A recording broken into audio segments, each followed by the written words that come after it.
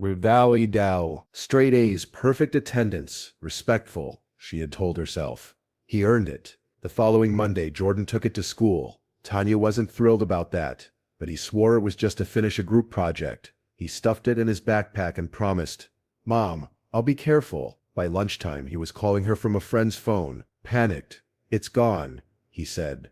"It was in my bag during second period. After lunch it was just not there." Tanya felt her stomach drop. That evening, she opened the tracking app. There it was. Still on. Still traceable, and pinging from a house just 4 blocks away. She recognized the street. It was on her morning walk route, a tidy little cul-de-sac. Family homes, comfortable porches and American flags fluttering on the railings. The address belonged to a classmate of Jordan's, a girl named Brielle. Tanya hesitated, then she put on her shoes. At 6:15 p.m. she stood at the doorstep, her heart pounding like a bass drum. She rang the bell. No answer. She rang again. A voice finally came from behind the door, flat, cold. "Who is it?" Tanya tried to steady her voice. "Hi, my name is Tanya. I live nearby. I tracked my son's laptop to this address." A pause. Then casually, too casually, the woman on the other side replied, Ain't no MacBooks in here." Tanya froze. She hadn't said anything about it being a MacBook. The woman opened the door just a crack, early 40s, wearing house slippers and a towel wrapped around her head. No welcome mat in her expression. "I'm sorry," Tanya said slowly. "I never mentioned it was a MacBook." The woman blinked. "Well, ain't most kids carrying them these days, not when they're 16 and I'm working doubles to pay for one."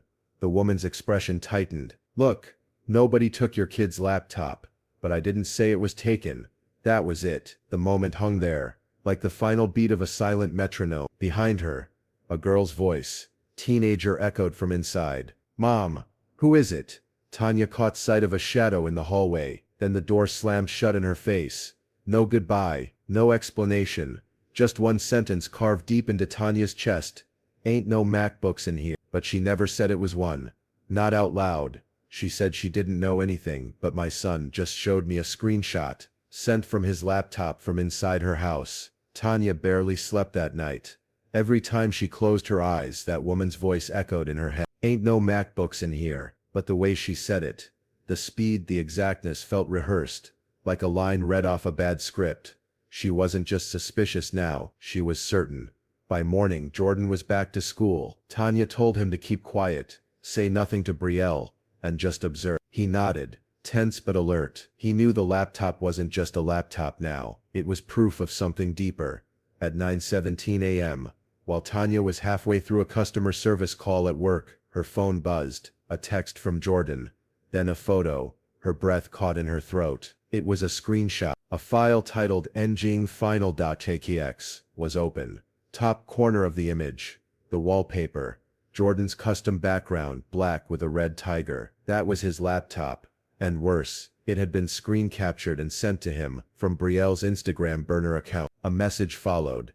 "Guess your mom's a little nosy. Tell her to back off." Tanya's hands started shaking. Forget doubt. This was evidence. Raw, ugly, undeniable. She picked up the phone and dialed the school. By noon, Tanya was sitting in the counselor's office, across from Brielle's mother, Tasha.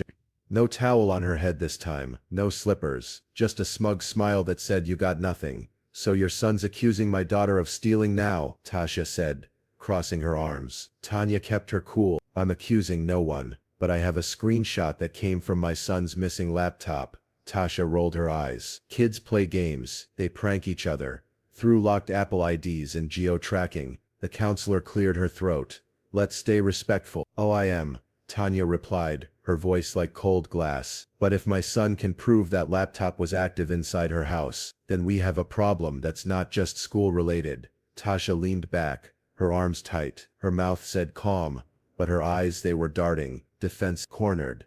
"I told her to turn it in," Tasha mumbled under her breath. The counselor paused. "I'm sorry." "What?" Tasha's lips pressed tight. "Too late."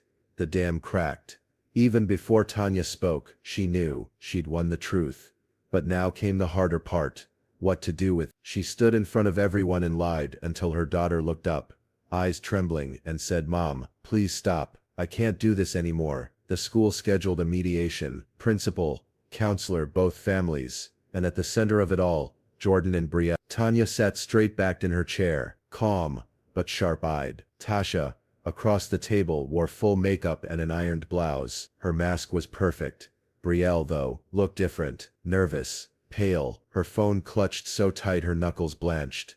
The principal began. We're here to clear up a dispute about a missing laptop. Both parties have made strong claims. Tasha cut in. There's no proof my daughter ever had that laptop. Tanya slid a printout across the table. A direct message. A screenshot. Tasha didn't even look. Jordan shifted in his seat, quiet, watching Brielle. The counselor asked, Brielle, would you like to speak? Silence. The girl blinked. Once, twice. Then quietly said, it was in our house. Tasha's head snapped. Excuse me, I didn't take it. Brielle said quickly, voice trembling. It was just sitting in the kitchen. I thought maybe Dad bought it, or something. Tasha's jaw clenched. Brielle, I didn't know it was stolen, she continued, eyes glossy. But when I turned it on, it had someone else's name logged in. Jordan's, and I knew. Everyone went still. Brielle looked down. I sent the screenshot because I was scared. Mom told me not to say anything. Tanya's heart cracked a little, not out of pity but out of recognition. The principal folded his hands. Ms. Tasha, would you like to respond? Tasha shook her head. No, just that. No apology, no explanation. Just shame curling around her like smoke. The school offered Tanya two options. Escalate it to the district for further punishment, or let it go, now that the laptop was returned and the truth was out. Tanya looked at her son, at Brielle, at the quiet devastation in the room. She stood up. Return the laptop. Have your daughter apologize to my son, and keep your hands off what doesn't belong to you. She turned to the principal. I don't need a victory, just closure. Outside the school, Tanya and Jordan walked to the car. The sky was overcast, Texas gray. You okay? She asked. Jordan nodded. Yeah, just tired. She unlocked the door, then paused.